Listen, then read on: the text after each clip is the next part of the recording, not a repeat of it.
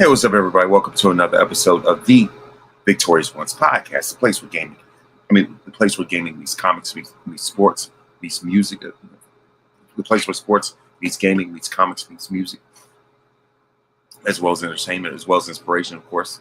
Like I said, of course, I'm your host, King Von Jr. Like I said, it's a place where gaming meets comics, meets sports, meets movies, music, as well as inspiration. Of course, I'm your host, King Von Jr.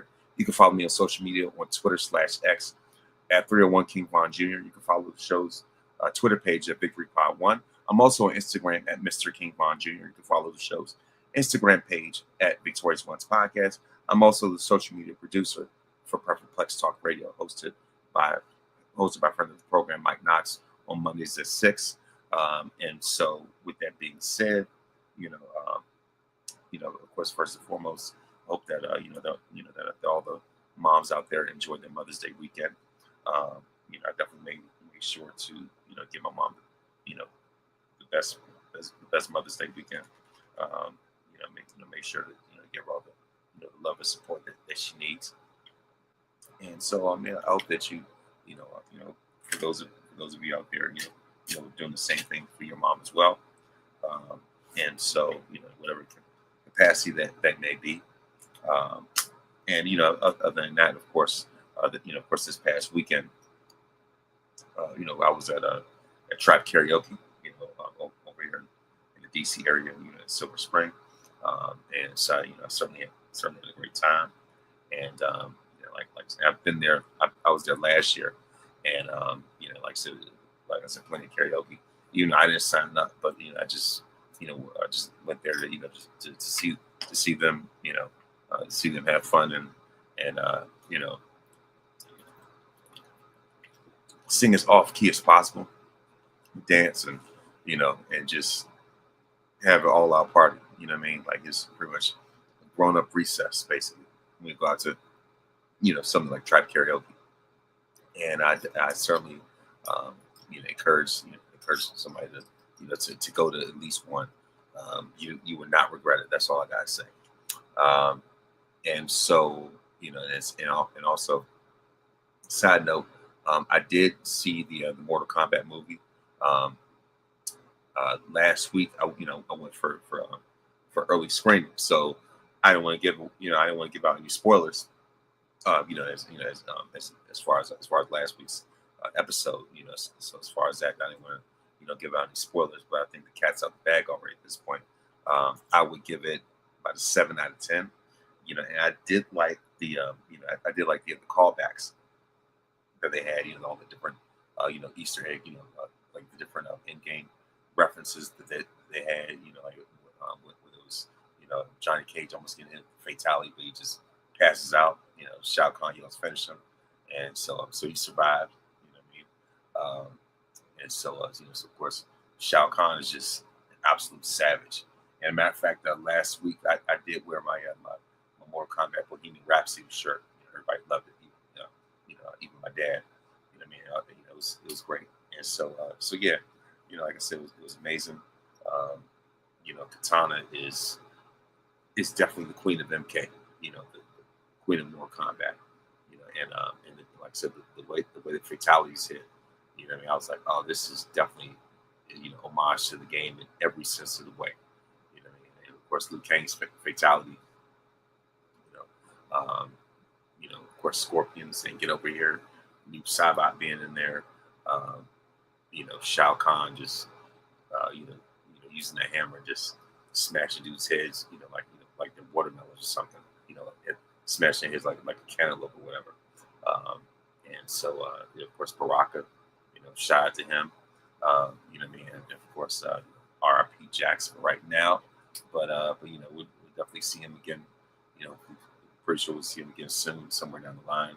I'm still very optimistic, even despite the way that he went out. But yeah, for those that are watching by way of Twitter, of course, thank you very much for watching. Those on Facebook, thank you very much. Those on YouTube as well. What I mean? And so, of course, youtube.com/@VonWest Virginia. Please, Von West Virginia, please make sure to like and subscribe for more great content. Cheap plug out there. But but yeah, like I said, as far as pacing, as far as just fan service and so many different callbacks and things like that, and how I can see they're bringing in more older, washed up version of Johnny Cage, looking to redeem himself. That's really what it was. I think Carl Urban did a pretty nice job. Even though I would have picked the Miz, but it's neither here nor there. You know, and so like I said, as far as that, for those that haven't seen, I'm just saying, it's you've had a week so far, um, you know, but yeah, as far as that's concerned, I'm just saying, you've had a week, you know, it's out of my hands right now at this point. If you haven't seen it, sorry about that, but if you haven't, I just strongly suggest that that you exit the stage left from this video, as as I've been giving my review of it. But yeah, like I said, of course with Katana versus Shao Kahn, that final showdown, I was like, all right, it's on, and the way she took him out, I said, oh my gosh, and of course Liu Kang versus Kung Lao, you know what I mean, the way Liu Kang killed him with that, of course with that hat, I said, oh my gosh, like the hat was like a chainsaw, it was like a buzzsaw or something. Like I said, it was like I said, everything was an homage, to the game in and of itself. The only thing I wish I had, it was my PS5 controller. What I mean? Other than that, I felt like I was in the game. Um, I cheered for every fatality. Come on now, Team MK. It's not Mortal Kombat without a fatality. You got to at least have it in there. If not, it defeats the purpose. Um, so yeah, I when it comes to that appetite for game violence and destruction, appetite for destruction, like Guns N' Roses or whatever. When it comes to Mortal Kombat, I have that. I have that. When it comes to MK, I have the appetite for destruction. When it comes to a game like that, I just do. You know, if if you don't, then you're not a real MK fan. You're not a real Mortal Kombat fan. Plain and simple. You know what I mean? I'm looking forward to the next game for sure. Um, but yeah, like I said, as far as that, um, but of course, all that aside, now going to of course the NBA playoffs. Before I talk about wrestling, and as you can tell, for those that are watching, the shirt that I'm wearing right now, I'm paying an homage to the Empress herself, Asuka. For those that that have been living under a rock, I will tell you about in a minute. Um, and of course, I'm going to talk more about just Asuka's impact and legacy when it comes to women's wrestling, when it comes to Japanese wrestling in and of itself. You know what I mean? And, like, she is certainly a pioneer in more ways than one. So I'm gonna give of course, give a rundown. Of course, last night the San Antonio Spurs just straight cleared the Minnesota Timberwolves 126-97. Yeah, unfortunately, the Thunder swept my Los Angeles Lakers 150. Of course, as a 115-110 in a 4-game sweep. So right now, of course, it's Game 5 is Cavs and Pistons. So the Knicks swept the 76ers, and so of course, even though I'm not a Knicks fan, but but congratulations to them. And it was definitely a long time coming. It was a morale booster for sure. Excuse me. So the Spurs are up 3-2 over the Timberwolves, and of course, Game 6 is actually going to be on Friday, May 15th. But yeah, so like I said, as far as that, and Wemby, definitely, he definitely woke up. Like of course in this game, and even though he got ejected in the previous game when the Spurs lost, but in this one, once they got home, it's just like the sleeping giant woke up and he made sure to that was his apology to the team for the way things went out in the previous game when he got ejected. He definitely redeemed himself in more ways than one. So his name is certainly very high in the conversation for the MVP. I hope he gets it. That's just my choice. He went 27, 17 and 5, 27 points, 17 rebounds, 5 assists, and 3 blocks. So it's Wemby stat line. But yeah, Team Wemby over here. You know what I mean? And but other than that, I'm going to go into my review. Of course, my review of Backlash. WWE Backlash took place. Backlash 2026. I like those Backlash videos. Those promo segments. Where everybody's saying Backlash, and especially the ones that especially the old video from I think it was like 2006, 2007 or something, where everybody was saying Backlash, like Cena, Shawn Michaels, RVD, and Triple H just was the most intense. He was doing the most with it. I was like, he had more energy for Backlash than WrestleMania. I was like, come on, dude. Like, we're talking about Backlash here. The fallout right after WrestleMania. But yeah, and of course, the big storyline going into this, of course, the family bloodline, whatever story, between Roman and Jacob, long time coming. Finally, they actually having a feud, and so I'm definitely very much invested in it. And I always said that even when it was Roman and Solo going at it, it was the main matchup I really want to see was Roman versus Jacob, and we're getting it. This is way more, um, entertaining and interesting than Roman versus Solo would ever be. I always said between Jacob and Solo, Jacob was by far better, and we're definitely seeing that. So as far as the other match card, we have a Braun Breaker defeating Seth freaking Rollins by way of pinfall, and it was great way to build up Braun Breaker and invest in him, and to go into the storyline of saying Seth is older and washed and lost his step and all this stuff type of stuff. And what better way, than have a wrecking ball like Braun Breaker be the one, to take him down. And I like Seth Rollins. I like how Seth was dressed up as a noob Cybot. I was like, all right, cool. I definitely like that. This is the darker, edgier Seth, and so at the same time, he does know how to bring out that cosplay for his interest gear. So I definitely give him that much. Trick Williams, with Lil Yachty, defeated Sami Zayn by pinfall to retain the United States Championship. As this feud has continued, and so it looks like who knows that maybe Trick versus Mello after this. I don't know, but I know that they retired the Gingerbread Man. RIP to Gingy. It was nice knowing him. You know what I mean? And so the things Trick continues to prove that he is that dude, that he is him, with the way that he's carries himself as a United States champion. This is a litmus test in terms of how you carry himself in the main event spotlight level. I still want to see Trick versus Orton. Like, come on, let's make it happen. Let's make it happen. And so we have Danhausen and Minninghausen defeating the Miz and Kit Wilson by way of pinfall. And we're seeing Kit Wilson, get a match on a PLE. And he's definitely got the talent and charisma, to really make a name for himself.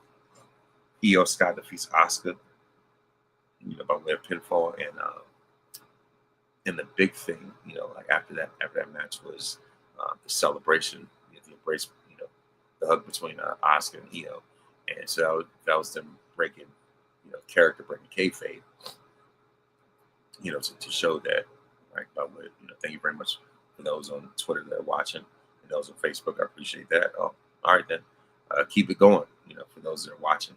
But yeah, like I said, as far as that, it was definitely they definitely broke kayfabe, and so especially with the news about Asuka's exit, it was like, oh yeah, so they really, like I said, I like the way they wrote that in, and it was definitely real, like I said, another storyline about it or anything like that, just that was a one and done match, and they kept it moving, and I wrote, the thing is, I can always tell that Io, certainly, Asuka's successor in more ways than one, and we're definitely seeing that. Asuka has influenced her and has developed and shaped her into to becoming the superstar that she is now. get into that later. And so, last but not least, finally, the main event, we see. Sorry about that. Actually, of course, last but not least, we see Roman Reigns versus Jacob Fatu for the World Heavyweight Championship. The winner of this match, and still, your World Heavyweight Champion, the Tribal Chief Roman Reigns. The match wasn't bad. The match was, was really nice, but it's just that, I think the way that it ended, for Roman to be exhausted after the match, but Jacob to bounce right back up afterwards. I was like, like nothing happened. And Jacob was the one who lost, but he's got more energy than the dude that won. It almost reminds me of WrestleMania 27. Undertaker won. He was the one that was carried out on the stretcher, not Triple H. So I'm like, anytime I see that, I'm like, this feels so backwards. But it was a great way to build up Jacob and to make him stronger and to make him into this just this ultra powerful menace and heel. Unless you want to call him just this flat out menace. Like this exactly what Jacob is. I said, yeah, he's definitely a perfect polar opposite to Roman, and we're certainly seeing that right now. And like I said, I'm very much invested. And of course, on Monday we see that that Jacob refused to acknowledge Roman. So with this, I give it about 3.5 out of 5. I'm giving it a title belt. That's a good one. 3.5 out of 5. Randy Orton 2014 world titles. Like it's like going in. Of course, I'm saying going into to WrestleMania 30. You're talking about that version of Orton. As far as that, what I mean, like it was what it was. It wasn't too much to really see after that. I don't know if I don't know if that's too high or too low with belt grade, but that's me right there. As a matter of fact, actually, you know what? I think I'm giving it 3.5 out of 5. 2019 Daniel Bryan WWE titles. 3.5 out of 5 Daniel Bryan WWE titles from 2019. So as far as that, like I said, of course, back to Monday. Back to Monday, we saw that that Roman, to try to get Jacob to acknowledge him, and Jacob was like, absolutely not. And especially with the chaos that ensued afterwards, I was like, oh yeah, this is heat right here. Because see what Roman can do on his own. So I was like, this is money right here. And also on Raw, I see we saw more about Soul Worker, against with Becky Lynch. Even though Soul lost against Io Sky, and of course Becky was trolling her about it, and so I'm very very invested, interested in see how this plays out. How this turns out. And so and of course when it comes to like I said, when it comes to the women, I would say that I've not been very impressed with Paige and Brie Bella as the tag champs. And it's funny how Raquel and Roxanne, of course, stepped up to them, and how Raquel, said that said it's only a matter of time before Paige has another scandal. And I was like, oh, they went there, and this is the week after New Day made their exit. We all know the scandal that she had with Xavier Woods. It's funny how they bring that up after New Day left. That was pretty clever, I guess you could say. And of course, Liv Morgan, being as annoying as she can always be, as a champion. And so it's just like, it's one of those things where you look at Liv and Rhea as champs. It's like, what are we doing with this? Like, where's this going to go? I'm glad to Liv won, but it's just like in terms of material, it's just like it could be better. But again, and of course, I'll say I'll say I'll say the biggest headline recently has been the exit of Asuka, and so that's what I really wanted to spend a lot of time on, because when it comes to Japanese wrestlers, especially when it comes to female Japanese wrestlers, and even just Japanese wrestlers overall, Asuka is in that GOAT status. When it comes to women's Japanese wrestlers, Asuka's my number one. She is the pinnacle of Japanese women's wrestling. She is the measuring stick. She is the blueprint. Even though we had the likes of Bull Nakano who came before her, but at the same time, it's just like Asuka took that to a whole nother level that we had never seen before, and I don't think we'll ever really see since. And so the thing is, Asuka's been on WWE television for 10 years, but her career goes back even further than that. And so when you take everything in consideration, she is a bona fide Hall of Famer, both not just for a WWE career, but just her totality, overall body of work. Especially when it comes to who she was in Japan. In Japan, Asuka was a world beater. When she was Kana, oh my gosh, like she was lethal. You know what I mean? She was someone who brought fear into people's eyes. She has so much intensity, and just when it comes to being technically sound in the ring, when it comes to that catch can wrestling type of thing, whatever you want to call it, she could do that. Like just when it comes to being proficient and fluid and just all out technical genius. Just being when it comes to somebody who needs to be hardcore, whatever the case is, she's a hybrid. Asuka, as far as in-ring performers, she is to the women what men see in someone like Shawn Michaels. When it comes to women's Japanese wrestlers, she is that measuring stick the way that Shawn Michaels is a measuring stick when it comes to in-ring performances, all the time, really for the men. And if that's the case, then Io Sky would have to be her Chris Jericho. And and of course you saw that saw Asuka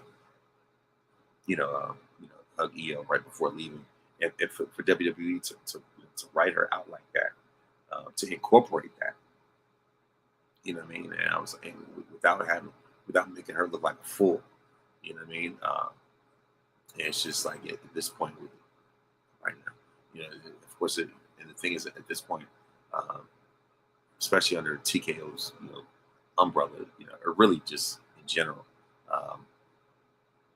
the kayfabe stuff is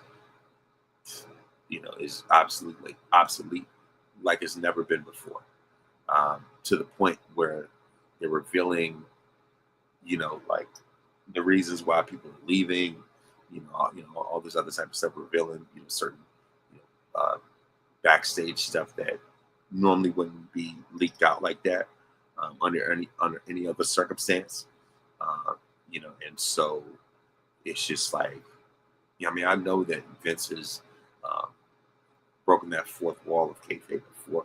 I know that the curtain's been pulled back, but they pulled back and ripped an even deeper layer of that curtain. When it comes to when it comes to of course, when it comes to giving reasons, giving details why somebody leaves, and talking about how much people make and all that other type certain things. I'm like, really? but yeah, like, as far as that, but like I said, the thing is, like I said, back to Asuka. Um, Asuka, the thing about her is that she's one of those Japanese wrestlers who was able to uh, cross over and have such an appeal that very few before her ever had. You know, Asuka was able to uh, break the glass ceiling, if you will, uh, even with a limited, you know, English dialogue. And so, what Asuka, has lacked when it comes to, her dialect, at certain times, at least like what she lacks from, from English standpoint, she makes up for more than makes up for um, with her character sense of humor. I mean, with the way that she uses social media, of course, with the memes, things like that, and so that's been her way um, of connecting, and crossing over, with the fans, and like I said, really just uh, making that connection. I mean, I already said, but really just just taking things to the next level, right? From a character standpoint. So we all know what she can do from a ring standpoint, but that character standpoint, along with which how she can deliver in the ring, that's what makes her, in my estimation, when it comes to uh, women Japanese wrestlers, she's the GOAT. Asuka is the undisputed GOAT in that aspect. The aura that she brings, you know, and just her swagger, her trash talk, and things like that. Especially when she always talks about, she always says, you're not, you're not ready for Oscar. I said, yeah, anytime she does that, I'm happy about it. I'm hyped about it. I'm excited about it. You know, and the thing is, especially, and here's the thing, you know, going into, once her arrival with WWE, there was so much, so much just, people were in awe of her, almost in fear of her, you know, what I mean? And it's just like, she was just, like they were talking about her like she was some type of like urban legend or something. Um, and her legend spoke for herself and carried over into the WWE. Her reputation preceded her, right? Um, and so to the point where she came into the company going on an undefeated streak. Like with the way Oscar was a buzzsaw, slicing through these ladies, running through these chicks in NXT. I mean, the way she was cutting through them like a chainsaw, like I could have put her against Taker for the streak, and it would be believable. I could have put her against, you could have put her against Roman, Tribal Chief, and you believe it.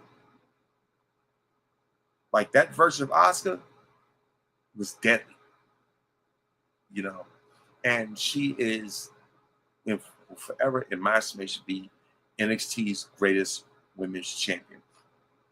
And we talk about that women's revolution era and all this other type of stuff, in terms of the way that the women uh, started being taken more seriously in wrestling, in terms of like I said, the women's revolution era, from 2015 on down, right? It was spearheaded by the four horsewomen, but right next to them, I would say Oscar's right along with them when it comes to the way that they carried that division and really, in many ways, carried the company. Oscar was right there with them, and these women were putting men to shame at a time when Roman was still, you know, um, trying to tap into his element. At a time where Roman couldn't even talk. At a time, and I'm a big Tribal Chief fan. That's my dude. But let's face it, the women at that time, in that space, from NXT to the main roster, they were carrying, you know, in you know, in many ways, especially from a quality in ring standpoint, they were putting these men to shame. You know, Big Dog Woman included. You know, and anybody who's watching right now can testify will be in agreement.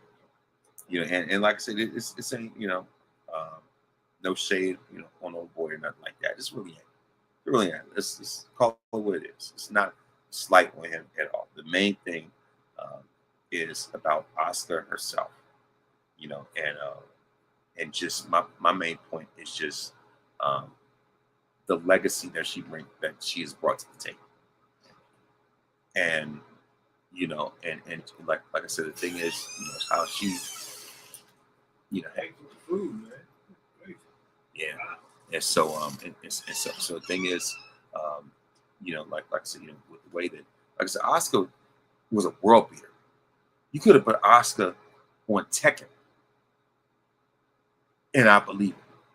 Matter of fact, I think somebody might have said, I think somebody once told me, I heard that that she did motion capture for one of the games or something. But but yeah, you know, it's just like I said, you know, like I said, as far as that, you know, like I said, you could put Asuka on Tekken, it would have been believable. You could have put Asuka on MK, it would have been believable. You know what I mean? And you know, and the thing about it is that Asuka always had a way of bringing the best out of her dance partners, out of her opponents. You know, um, as any of the, you know, any of the greatest modern day women's wrestlers, and they will tell you, from Charlotte to Becky to Sasha / Mercedes, um, Bailey, Bianca, Rhea, Alexa, you name it, any one of them, they will tell you, Jade as well. You know, um, they will tell you the Asuka is about that action. You know, and especially when it comes to Jade, I mean, um, like, I mean, Oscar was her litmus test, and for that Queen of the Ring, and another thing is, like I said, also Oscar's selflessness, with the way that even when she was fighting injury, with the way that she elevated, really put over, those the big three at WrestleMania 40. You know what I mean? Like, I mean, that's a testament, like I said, testament to her greatness. Um, especially with Jade's WrestleMania debut and things like that. Um, you know what I mean? And so on. And of course, the Queen of the Ring match, and even before that, um, like I said, a lot of people fall asleep on that WrestleMania 39 match with Bianca. Like I say, I certainly enjoyed it personally. It may not be on some of the other people's list, but it's certainly on my list. I'll get to that in a minute. But yeah, like I said, those are some of my favorite Oscar moments, and and also just the way that she has sprayed that mist out, like, oh, like, that's hilarious. You know what I mean? Like that lets you know she's about that action, especially matter of fact, speaking of this shirt, by the way, when I saw this on WWE Shop, I was like, this is one of the best designs that they've had in years. And I was like, I gotta get it. It's like I had to, and it was one of my best purchases I ever made on the WWE Shop. And like I said, I've even got compliments on the shirt today. Outside. Matter of fact, I was in Barnes and Noble. As soon as I stood up, there was a lady saw it. There was a lady who saw it, and she said, "Oscar, so, you got it." Yeah, you know what I mean. Like, Oscar is the real deal. Oscar is a certified legend in more ways than one. You know what I mean. Like I said, just and the thing is, like I said, like I said, not just the horsewomen, Bianca and all them, Naya, will tell you as well, about, who Asuka is, right? And with Asuka's exit, you know, it definitely leaves a void in more ways than one. Not just uh, what she brings to the table from an in-ring standpoint, but also what she brings to the table, um, from a locker room standpoint, from a leadership standpoint, from a mentor standpoint, you know, with the wisdom that she can pour into, you know, the women coming behind her, um, like the, like the generation after or whatever, uh, and the thing, and for Asuka to still move like that at 44, and typically when it comes to women's wrestlers, they're written off by the time at max about 35. So for Asuka, like, of course, with the exception of Charlotte, who's 40 now, but typically at a time before this, there was a point, like I said, women were written off, by the time they were 30, if not 35, at the max, if you were fortunate. Um, but for Asuka to still go the way she does, and um, she's only a year younger than Randy Orton, but she still, moves. She moves like she's much younger than because of the fact that that Orton, has been on TV much longer. He's been in the spotlight, much longer. So it seems like, he's by wrestling terms, he's far older. But the thing is, Asuka's a veteran. She's been around, for a minute herself as well. But like I said, it's just I think it's just the way that Asuka just really just takes care of herself, and she keeps herself, um, you know, younger and energetic and things like that. And so, and it's just like she's definitely a breath of fresh air. She's one of those. It's just like one of those wrestlers I would definitely defend and go to war for.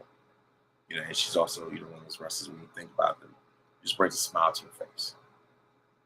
Oscar's definitely in that category. What I mean? Like I said, just like I said, and like I said, her intensity as well as her humor.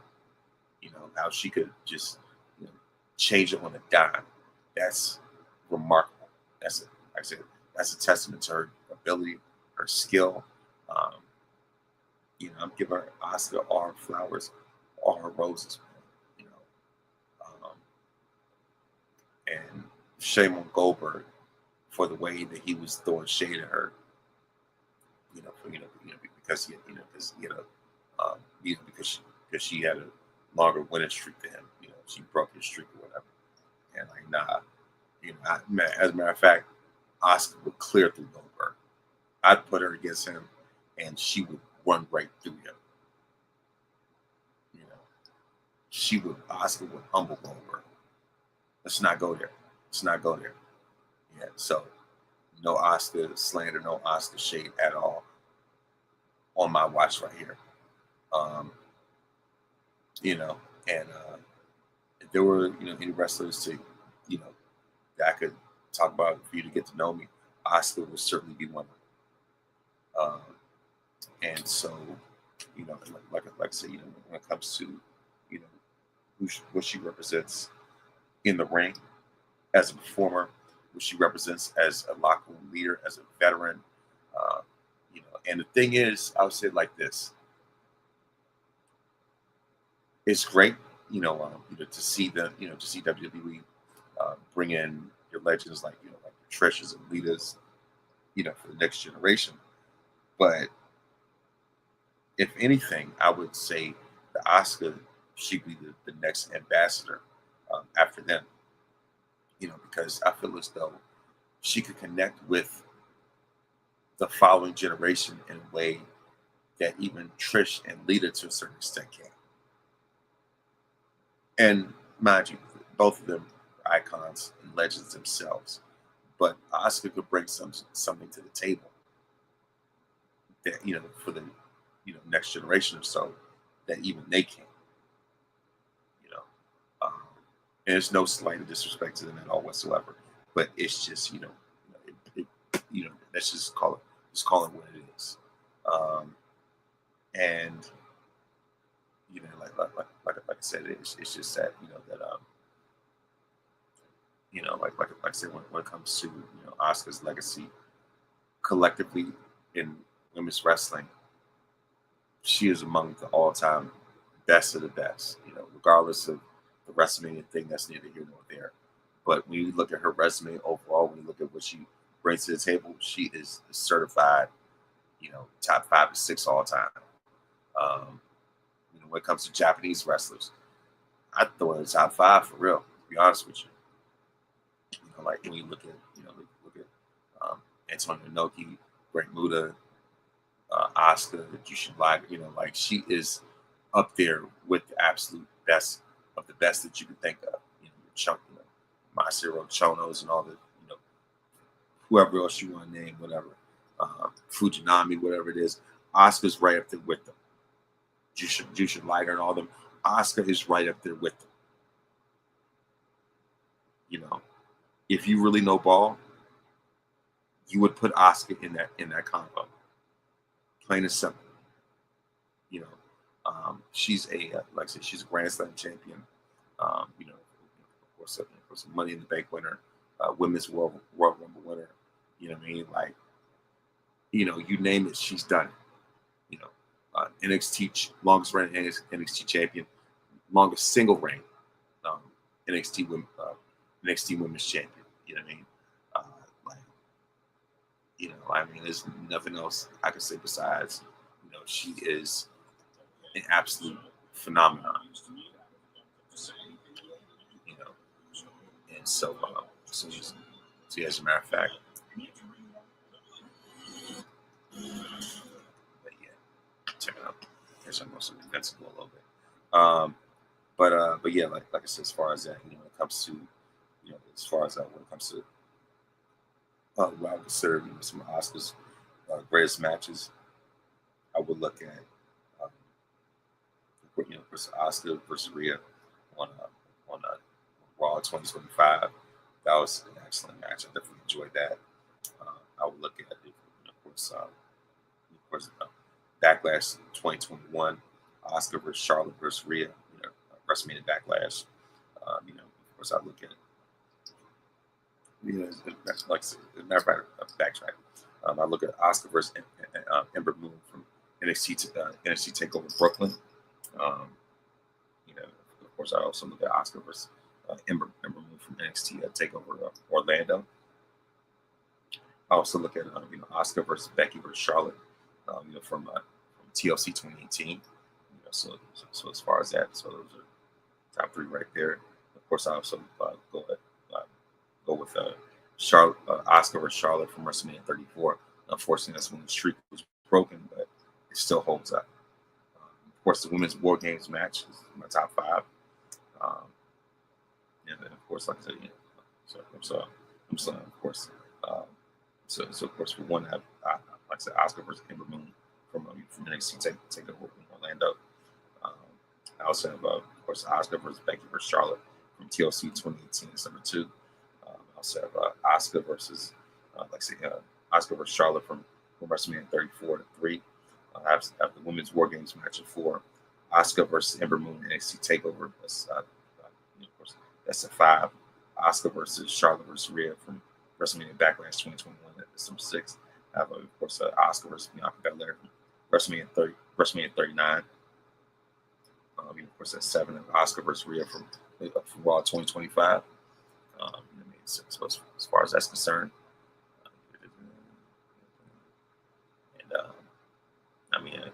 matter of fact, I even throwing Asuka versus Nikki Cross from the women's last women's standing match in NXT.